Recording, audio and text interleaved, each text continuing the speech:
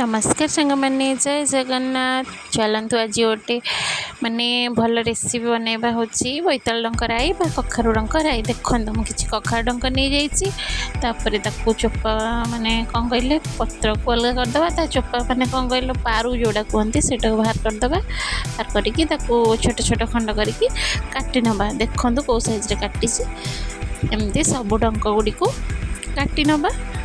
पत्र आगे अलग करदे। देखो सब डंक गुड़ी काटी नहीं बोईतालु आलू अमृतभंडा रखी जह्नीटा मोर ना देखा पठे तो जह्नी आसूची कि ना। बोईतालु को देखो चोपा छड़े चुना चुना करके काटी नेली। एमती जी बोईतालु पकई पारे डंक देखिए पकेबे। अमृतभंडा को चोपा छड़ेदेली। चोपा छड़े देखी अमृतभंडा बोईतालु ठार आगे छोट करेंगे कारण सीझापी टाइम नवर। आलू से गोटे पकईदेली चुना चुना करके पकईदेला आमर से जो पत्र जो नाड़ीटा लगी थाए से नाड़ीटा बहुत कौलिया थाए ना तार भी पारू बाहर करदे से नाड़ी देहरे पकईदबा पत्र को अलग करदबा। देखु एबे मु सब परिवा काटी नहीं जाइए नाड़ी को भी काटी देइछि। तापर एबे आमे कौन करबा ना परिवा को गोटे जाली रे रखी देकी से कंसार आमे पानी नहीं आसीबा परिवा धोइबा पई। तो देखु ये भाव में नाड़ी काटी परिवा भी ये देख माने साइज रे काटे देख पत्र गुड़े भी केते कौलिया होती बहुत बढ़िया सुंदर देखा जाउछि।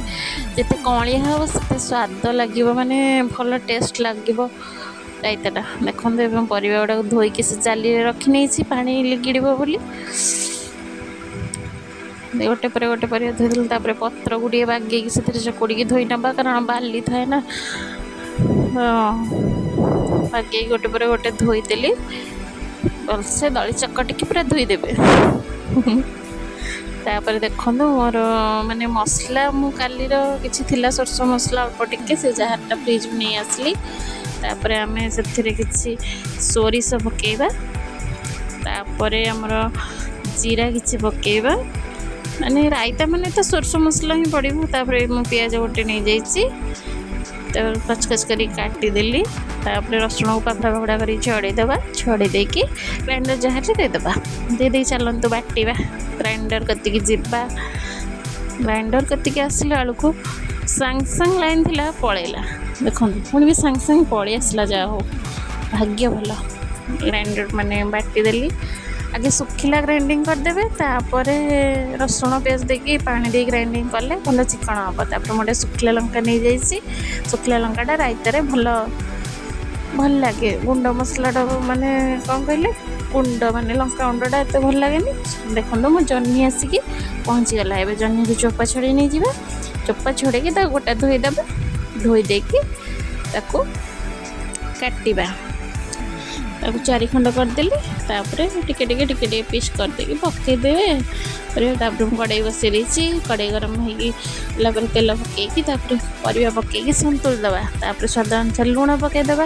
लुण पकई सारा भाजिकी मसला जो रखी थे बाटिकी पकई देकी एपट सेपट करदबा। पानी टिके दे ढंकईदबा। ढंकईदेले कौन ना परिवाटा टिके सीझिबो। ढंकई नहीं बोईतालु पत्र को कखारू पत्र को काटिबा। काटिकी से मैंने रायतार पकईले सेटा भल से रायता सहित मिसेनि गोटे हाथ में माने पूरा प्रेस करके दलीदेले से बढ़िया टाउसिया पूरा नरम हो जाए स्मूथ हो जाए। देखो एमती दलीदेले बहुत बढ़िया लगे आ रायता माने परिवा सहित पूरा भल भाव में से मिसी जाए।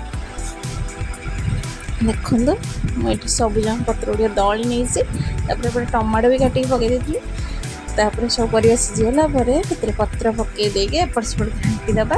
के समय सीझा छाड़दे 5 मिनट। देखो रसुण चोपा छड़े छेचीदेली पघारिया मैं खुल जाइए तेल पकई कड़ाई गरम करके गोटे सुखिला लंका पकईदबा। सोरिष फुटाई पकईदबा। छेची रखिया रसुण पकईदबा। रसुण पकईदेला